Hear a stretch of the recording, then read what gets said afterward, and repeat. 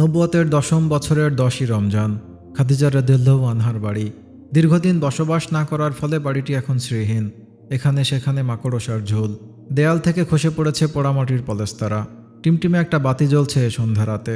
রাসূল সাল্লাল্লাহু আলাইহি ওয়াসাল্লাম বসে আছেন প্রিয়তমা স্ত্রী খাদিজার পাশে। খাদিজার শরীরটা শুকিয়ে কেমন এতটুকুন হয়ে গেছে। চোখ দুটো কোটরাগত। সারা মুখে ছড়িয়ে পড়েছে অসংখ্য বলিরেখা। শ্বাস নিতে দারুণ কষ্ট হচ্ছে। প্রতিটি শ্বাস যেন রাসূলের বুকে প্রবল হাতুড়ি পেটা হয়ে আঘাত করছে।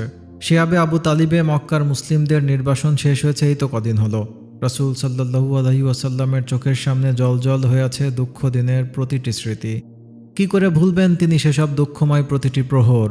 অভুক্ত অর্ধাহারী হয়ে কাটাতে হয়েছে কতদিন। এখন নির্বাসন থেকে মানবিক মুক্তি মিলেছে ঠিকই, কিন্তু রাসূল সাল্লাল্লাহু আলাইহি ওয়াসাল্লামের হৃদয়ের মুক্তি যেন তমসায় হারিয়ে যাচ্ছে ক্রমশ। 3 দিন আগে পরলোক গমন করেছেন প্রিয় চাচা আবু তালিব।